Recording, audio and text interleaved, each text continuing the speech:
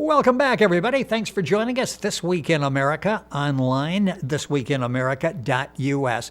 Back with us on the program, Robert Maxxim. Legacy is his book series, a story of mankind's sojourns through history, describing one man's incredible journey through several lifetimes, as far back as 1,000,000 years. His blunders, his triumphs, and many worlds and places where these experiences took place. 5 episodes, a 1,000,000-year-old romance, space battles, intrigue, interdimensional scientific and spiritual principles of life, today's false religious beliefs, and other secrets exposed in Legacy. Described as a must-read for every truth seeker, a novel that's actually been 30 years in the making. The Legacy series author is our guest, Robert Maxxim, and it's his incredible journey. As a child, Robert experienced several sleep-time visits to other worlds and witnessed countless alien craft. These experiences continue to date in both wake and sleep states. Robert has spent over 40 years studying science, religion, and the science of life, working now in the field of information technology. Back with us on the program, Robert Maxxim, author of the critically acclaimed Legacy series. Robert, welcome back.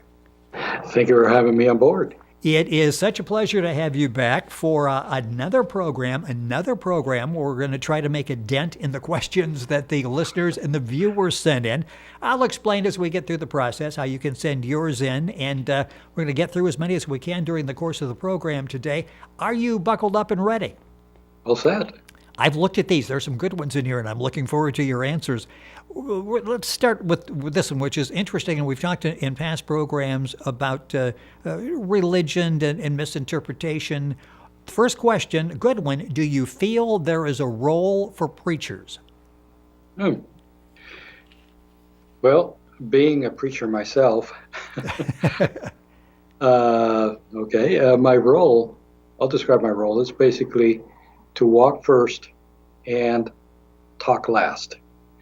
I like to think of God like Missouri, the show me state. Okay, yes. Not Washington, D.C., which is the tell you state. Okay, I like that. If lips come first, then God is definitely last, because you're putting yourself up front. Jesus said at one time, don't throw pearls before pigs, because people don't value what you say or you give them unless it costs them, unless they work for it and realize it within themselves. So they end up escaping accountability for their feelings if they are entertained. So listen and then answer. That's how we, as we say in Illinois, that's how we get her done. So Jesus' mandate is to show people how to seek answers from God through godly behavior and tact, not words from a mortal. Remember, silence is golden and tape is silver. So use a healthy amount of both. Don't target people, please. You're doing them a grave disfavor by putting yourself up front. You don't know their needs, and it can't address the basic need, which is to know yourself. So people have to discover need and knowledge on their own, not you. You have no clue what they need, and again, they must value knowledge by working through it. Don't do people's homework or try to put them at ease. Don't stand before people as an ordained, holy authority figure. And that also applies to yours truly. No ego talking heads, no finger pointing or dumping information to see what sticks from the pulpit. No, that's rude, it's judgmental, it's a superiority complex, and it's contrary to what Jesus taught. But when and if you have to talk, remember, do it for free. Now, that's interesting. That will eliminate a lot of people that are in the profession out there. In fact, by calling it a profession, I guess I've sort of answered that question as well. Interesting answer, a thought-provoking question, because we are taught, I believe, that we need somebody to lead us. We need to follow. And you're saying a lot of this, going back for past programs, we can piece together for ourselves. It's all there for us. And Jesus said, good, there's only one. That says it all. Yep. it wraps it up there. Robert Maxxim, our guest on the program. We're taking listener viewer questions. If you have any, you can get a hold of us at our website, thisweekinamerica.us. Very simple, the comments. Let us know the question for Robert. You can go to Robert's website, rgaetan, GAETAN.com, and get the question to him, and then we will answer on the next program. Next question, I'm being taught that to be saved, to be guaranteed heaven and God's favor, I need to be born again. Do you believe that to be true from your reading of the Bible? Well, absolutely. Now, the question is, how are you born again? What's the process? Well, simply is to leave the world behind and to live a Christ consciousness. You have to tame that dark self. You have to practice universal law. That's all that God asks. Show others how to live by your own gentle, silent nature, not persuasion or lips, because what you're doing is you're going out there, you're hiding your own sins. You're not giving testimony. And if you remember back Daniel chapter 2 and on, that's what he did. He testified his sins. He didn't go out and give lip service. So if you have a craving for using words, your heart is unclean. A clean heart has all the convincing that other people need. Humility, sincerity, generosity, and most of all, a healthy amount of respect. People resonate with actions more so than words, filled with supposedly a lot of unclean heart and desires to possess others, ego, recognition. That's all stuck with the message. So to be born again, first of all, mind and get rid of all of that. The day you do, you'll be humbled. You'll mind your own store, and you're going to leave people alone. So don't be a body snatcher for somebody else. Matthew 28:19 says, go therefore, and this is the right translation of it, go therefore and demonstrate my principles to every nation. He didn't say teach. God is the sole teacher and leader, not us. So let him lead through your example. Walk like he does. Entice others to study. And keep your lips shut, because they corrupt others with your own filter, your misunderstanding of things. And I think we've seen a lot here on this radio show. Just people just think they're right, and they have a lot of misunderstanding.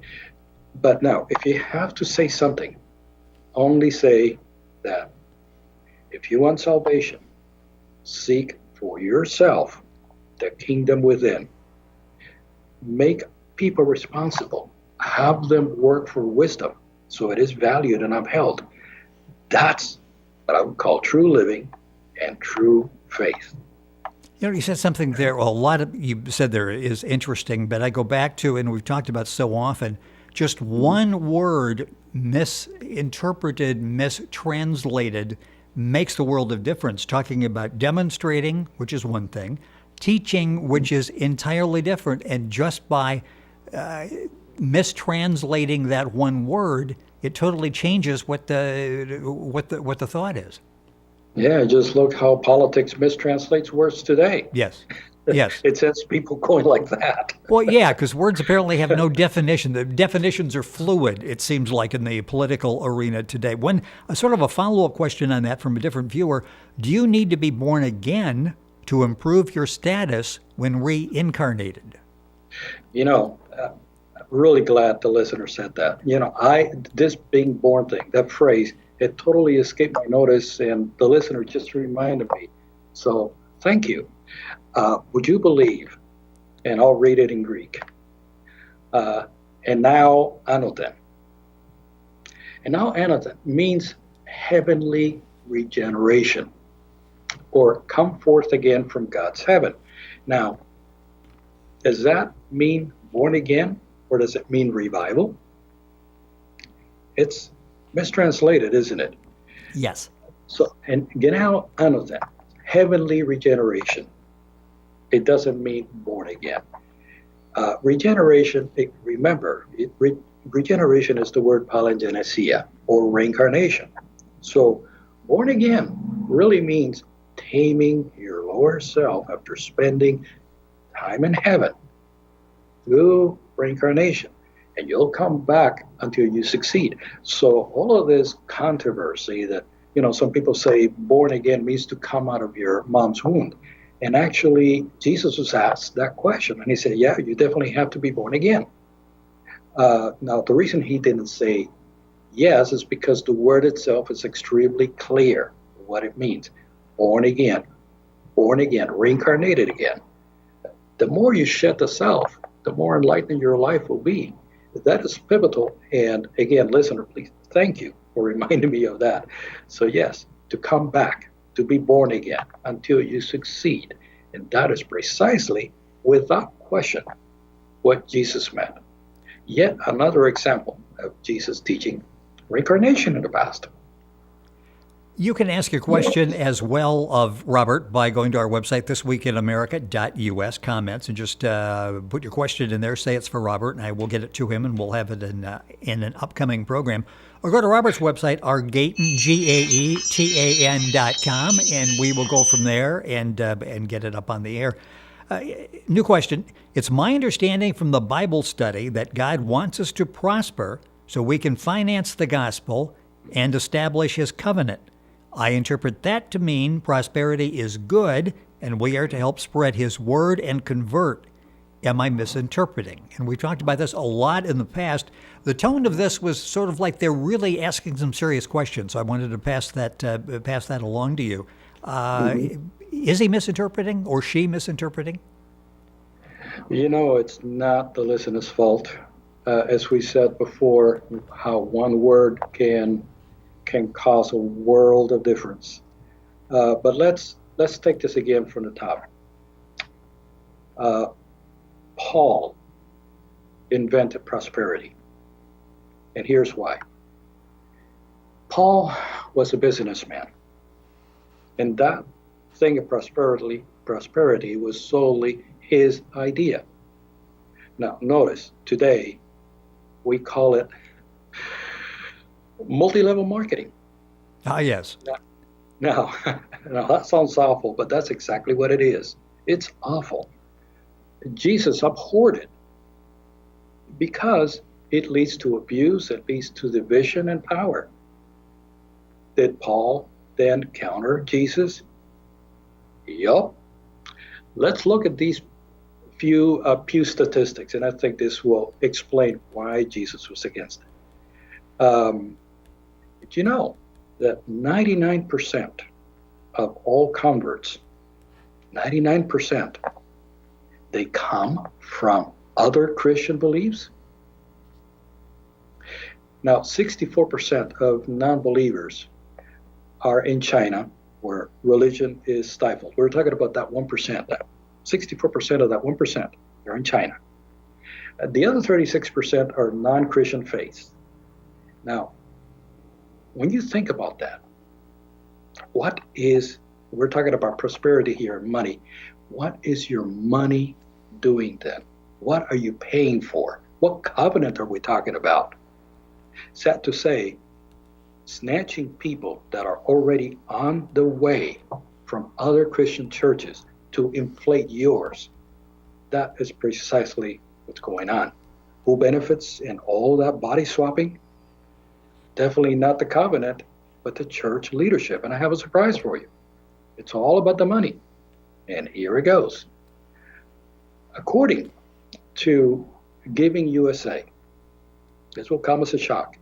In 2016, churches earned in the U.S. alone $400 billion. Wow. And that's 2% of the gross domestic product. But did you know that only 10% of that went to human services? Where did the other 90% go? Jets? No. Add other donating countries to that amount and easily tenfold that into the trillions of dollars. But let's not forget the following. 75% $71 billion of government subsidy and tax breaks. So, how much do they make then? Well, it's absolutely staggering. They make more than the president does. Is that cash really going to the covenant, or is it going to deep pockets? Well, ask Ken Copeland. His net worth is $750 million. You're responsible where your money goes. Don't think for a minute. Once you pay, it's no longer your problem. Far from it. You're enabling the problem. If Jesus said, no, that's it for me. One thing is to help your belief community through tithe, and that's biblical and supported by Jesus. No question, do it. But be careful. Another thing is to blindly fill greedy coffers and abandon the poor. Jesus shut down the rich on both sides of the aisle, church and public, steered people to give to the poor directly and tithe without pumping your chest. That's the covenant. Is that what we do? Did you realize that people by themselves, they actually donate more to the poor than churches do? Think about that. What it comes down to is this. You yourself, not a paid agent or church, are that covenant. You are the covenant. You are the light tower for others. You are the clother, the feeder, the example, the hope. You're your brother's keeper. You're the love of your brother. Don't pay to have it done for you, feeling you've done your part. No. Reach people's hearts with gentleness, not words, gifts, money, or gimmicks. Don't fill the wrong pockets either. You're responsible for that. If you pay others to do this for you, it's your choice. Nobody's telling you to do any different. But it's not what Jesus asked us to do. The covenant, in his words, are you. Not a talking head you can't control from a pulpit or a radio station or a TV station. No, it must be you, and you have to do it for free. Behavior is all that counts, not dollars or persuasion. There's absolutely no heart in that, is there? Give of yourself. That's true heart. Prove that you love him. Take care of his sheep, not a system. Don't pay a system to take care of his sheep. You do it. That's the covenant. Lips and money are not love. You know, I can tell my wife that I love her, or I can demonstrate it. Which do you think she's going to appreciate the most? I would think that the demonstration would be very impressive. Hello. And you can take that principle and apply it to other aspects of your life, which you just did. Robert Maxxim, our guest on the program, that's Maxxim. His websites are Gaetan, GAETAN.com, and UnariansUnited.com. Great information there on all aspects of what we talk about on the program, what he talks about in the Legacy series. Again, check that out at Robert's website. Check that out at Amazon. I rolled through in the beginning some of what you will find in the series. It not only is autobiographical, but it's a compelling story as well. It's got all the action you wanted. You can find it in Legacy at Amazon. A couple of sort of follow-up questions here that we've had on this translation thing that we've talked about on a number of programs. The question is, you mentioned on a recent show that we should stop using translations and study carefully. Where can we go to get the truth? Who can we trust? And I'll follow up with a separate question. When you are quoting Scripture, what Bible are you using? I guess if we follow what you're using, we should be in pretty good shape. But when we're reading a translation, how do we know this is accurate or this has been tainted to follow someone else's interpretation? Well, the first recommendation would be trust no one, not even me. Don't trust anybody. In the past, I've exposed just a few mistranslated verses brought forward by listeners. The Bible, today's Bible, not the Bible, but today's Bible is filled with all of these mistranslations, every turn of the page. My advice to make it simple for starts, learn to use the blue letter online Bible.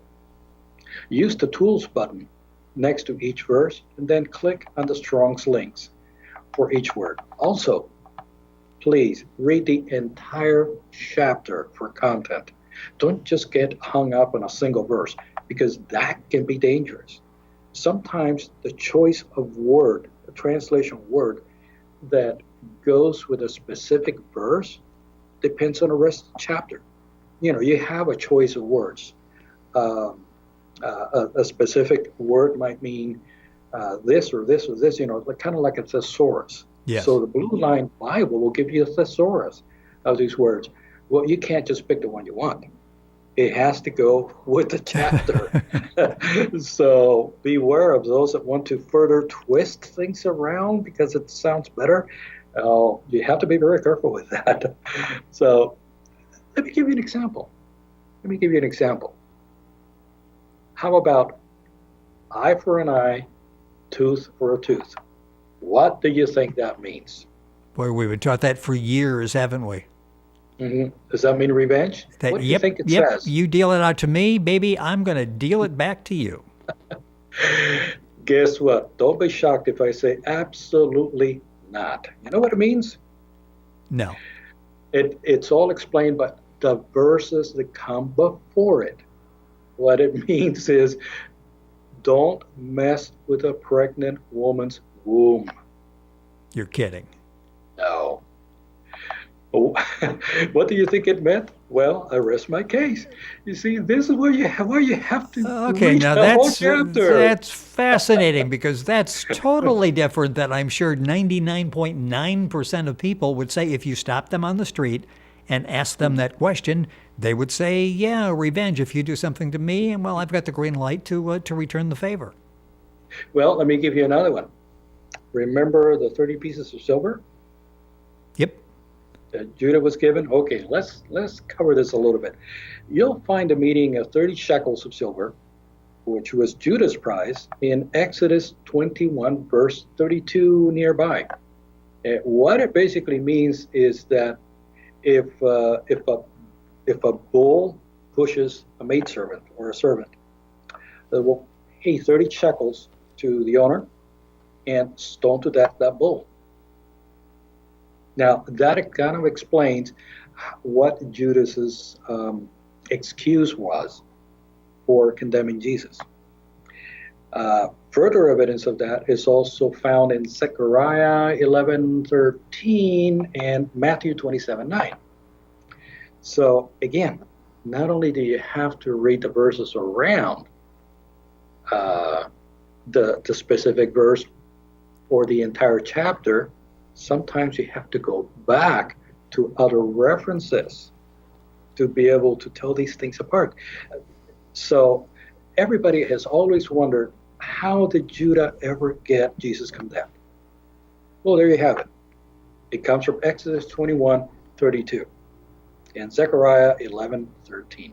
Boy, it is so easy to be manipulated, knowingly or unknowingly, with the different translations. It's just very interesting how these can be. We all can be manipulated. Absolutely. Another question, Robert Maxxim, our guest on the program. Do you believe in angels? I've heard about the angel of death. Does one actually exist? Well, angels are messengers. So yes, seen them, but nothing like their picture today. Actually, what I have seen are things that look like flames. Overall, if you look at the Venus video that I have on the web, you will basically see towards the end what they really look like. Now, those are examples of the angels that the Bible speaks of. And of course, you see this huge flame and you see these extremities, or what would be hands sticking out. Anybody would confuse them for wings, but they're not. Now, I've run into some evil beings, but the only being devoted to kill you is your lower self. Other negative beings will come to you, but that's because They're your buddies. They're your friends. You've made those associations, and you're basically telling them, come. And don't forget about Jesus's parable about potentialities. And the fact that if you clean your house and you throw out this demon, when it comes back and it finds the house nice and neat and clean, it's not only going to bring himself, but it's going to bring his buddies along because, oh, this place is nice and clean. Let's move in. Something to keep in mind. That's your true enemy, you. When Robert says you go to the website and check out the pictures, the video he has there, his website is rgaetan, GAETAN.com. Click on directly, of course, by going to our website, thisweekinamerica.us. By the way, while you're there, you can go back to just hit the video tab. You'll go to YouTube, the YouTube channel. You'll see all the videos that we've done with Robert over the years. You can also listen to the programs on iTunes by going to the audio tab, and you can find all of those. We're on Podomatic and all the Google Play, all the usual places. Another question, this one is interesting. Was Jesus reincarnated or resurrected? The truth is, as shocking as it may sound, reincarnated, yes. Resurrected, not exactly. Healed, yes. Now, those are big claims. So I encourage the reader to check out Essenic historical records on what really happened during the crucifixion. It's not all written in the Gospels. I can assure you that you will find it rather challenging Interesting. to accept. Mm-hmm. Now, where is that? Where can we find that? Essenic records. I have, in my possession, I have a scroll, a copy of it, not the original, but an Essenic scroll that actually records what really happened during the crucifixion. It can be found anywhere. I don't have the reference right now. It's too much to remember, but I'll try to put it up on my website so Okay. folks can go to it. It's very well recognized. It was found in the early 1900s by an explorer. It is legitimate. It's been documented. It's been proven. The church had it before. And because of what it says, they tried to burn it. But it survived the burning, and at least what it has to say is rather challenging. Interesting, and again, information on all of this at Robert's website. Listener writes in, I'm gay. Is that wrong? Ooh. Well, so who do I please? Yes, on the tightrope now. Yeah. Well, my answer without hesitation is no. People misunderstand the subject, something awful, and they're most unkind about it. You know, same-sex affinity is due to really having lived too many lives in the opposite sex and carrying that desire into the next life, in this case, the present life.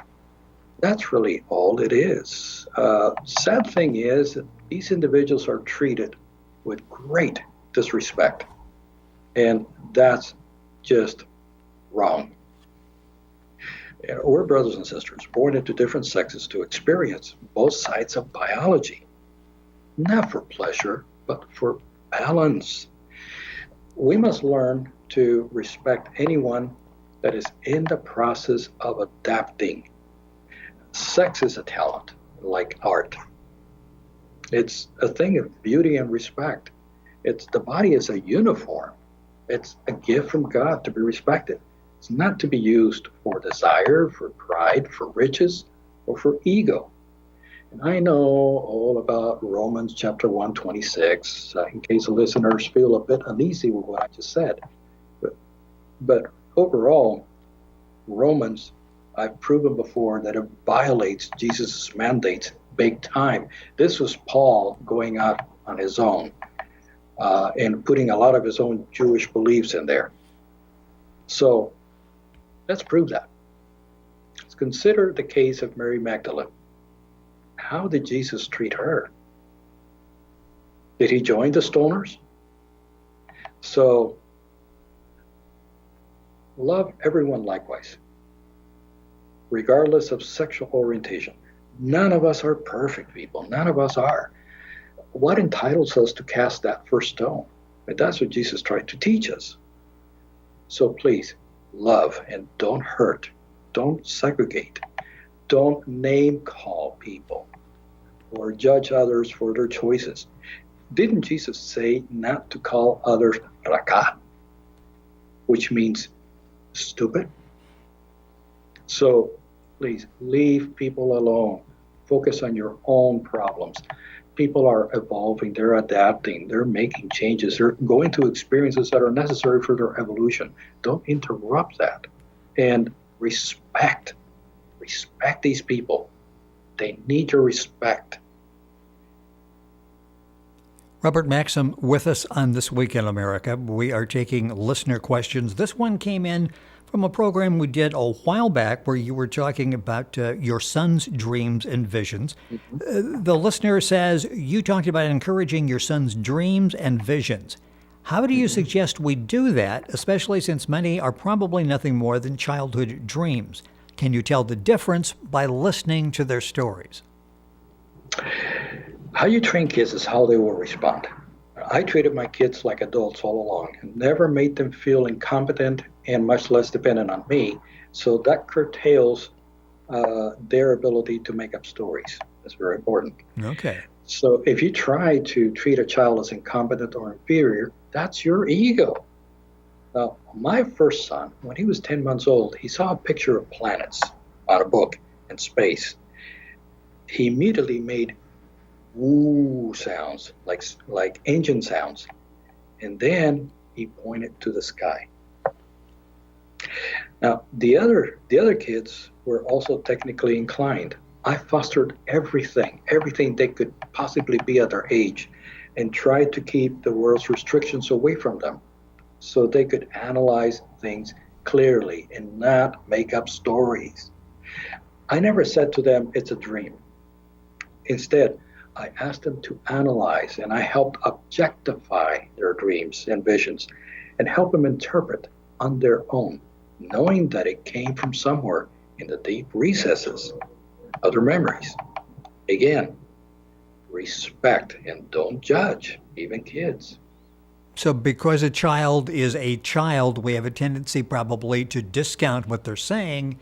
And you're saying, no, listen, and it can be enlightening for you and for the child. That was a great question. I appreciate the listener calling in with that. We got a number of great questions, and we would like to get to yours, so get a hold of us at thisweekinamerica.us or rgaten.com. Next question, if a soul never dies, is there a heaven and hell? Can there be heaven and hell on earth in future lives as heaven and hell on earth in future lives as a reward or punishment? Well, absolutely. Right now, earth is hell for sure, but someday it will not be. You're here because you like it here and because you make this place what it is.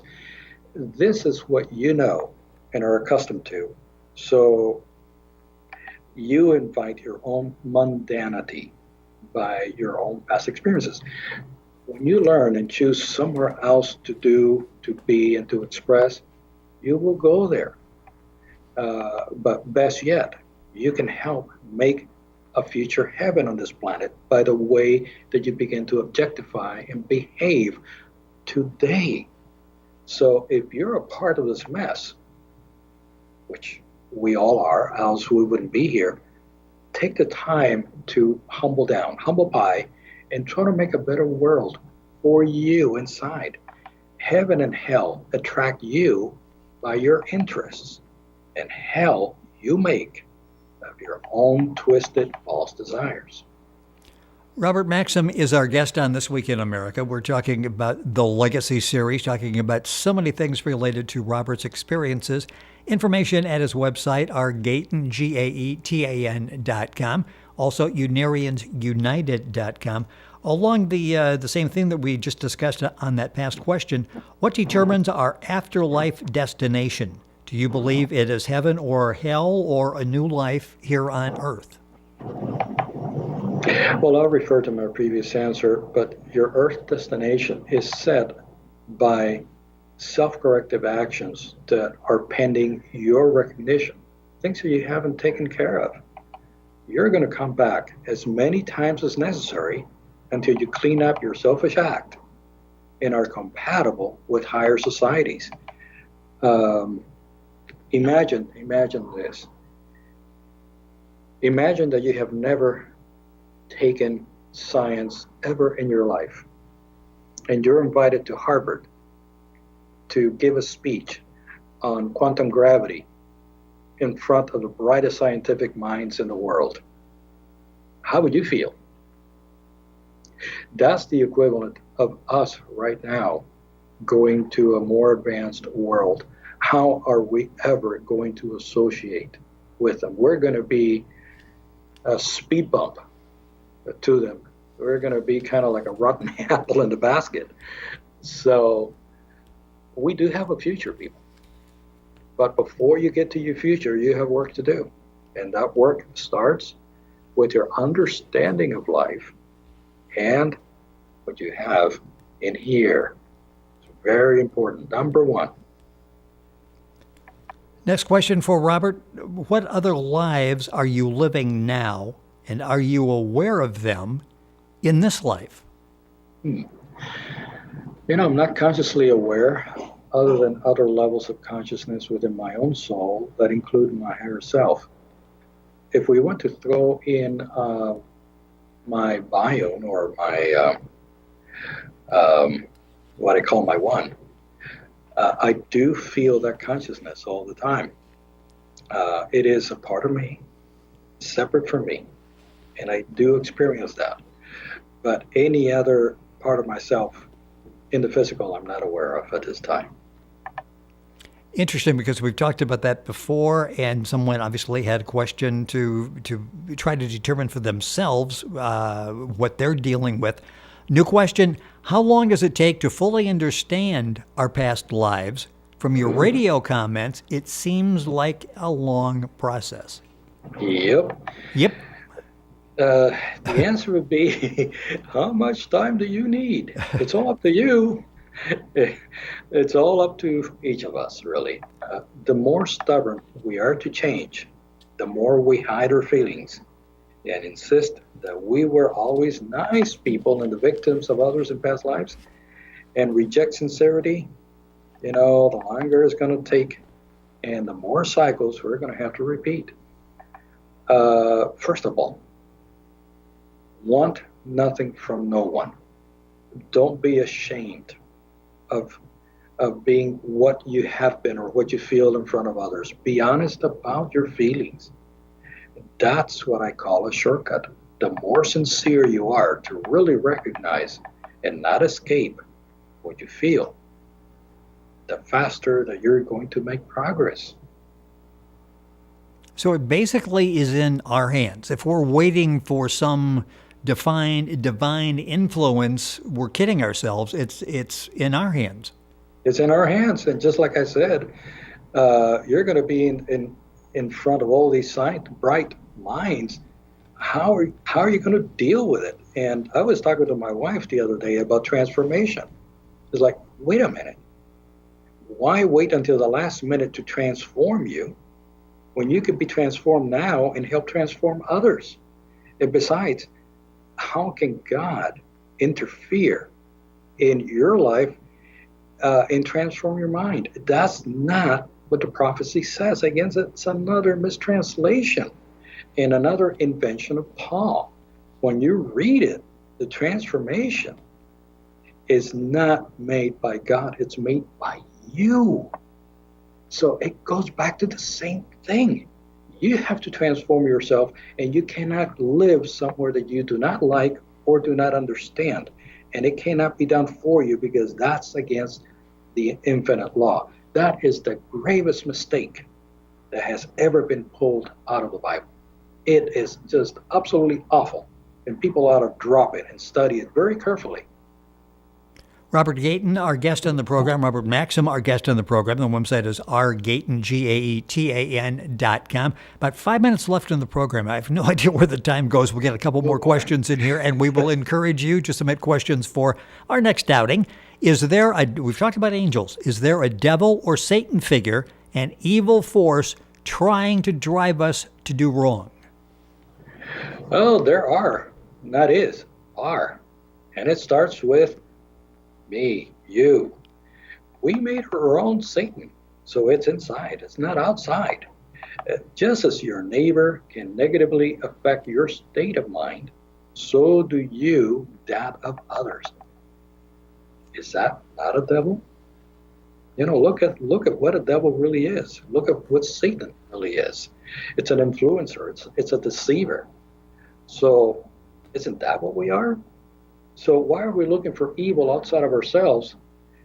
That is our core problem, folks. Remember I talked about sincerity and not being ashamed of really feeling yourself out and finding out what you've got? The infinite is filled with varying levels of intelligence. Some are lower, some are higher, expressing what they understand. And so is your neighborhood. So is your neighbor. There is no one evil mastermind, people, except us. Because whatever evil we conceive is what we've got, is what we are. No force, negative or positive, can influence us unless we let them. And like I said in the last time, we blame some external Satan for everything. The bus drivers didn't stop the bus. Oh, that must be Satan. Hurricane destroyed New Orleans. That's Satan. Come on. We worship the thing. Look for Satan inside because it's really you. Matthew 7:23 says, all evil things come from within and defile the man. Let me repeat that. Matthew 7:23. All evil things come from within and defile the man. Case closed. Boy, it seems pretty final, doesn't it? And so often is the case with your answers, it comes back to us, the power that we have to do right or to do wrong. Time for maybe one more question.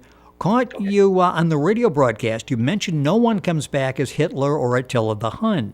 Do you think they had past lives, and do you believe they actually reincarnated? Oh, they come back all right. It's just that no one ever wants to admit. Nobody's going to step forward and raise their hand. No. I was Florence Nightingale. I was Isaac Newton. Everybody wants to be someone of fame and distinction, not a butcher or criminal. Not pointing fingers, folks, but some of us have been Hitler figures in the past. And remember I talked about sincerity and really finding out what's in you? I can sense a reaction out there already to what I'm about to say, but people are going to deny the thought of being butchers on the spot. No, I couldn't have been such an evil person in the past. I can't even harm a fly, but it's buzzing around. I'll grab a newspaper and whap. I'm a good person, really. Well, wait until conditions push the right buttons, take you over the edge to anger and defensiveness, and then let's sit back and watch how you react. Guaranteed. Jesus once said, good, there's only one. And I said that before. I was referring to Father. There is a reason why we're down here and not among the stars. When we're told the reason, we refuse or won't deal with it. How many of us live pipe dreams thinking that we're saved, victims, in the right, normal, and everyone else are devils with just a tidbit of annoyance? Supposed angelic people go off like a bottle rocket. No other creature on this planet is as defensive as humankind.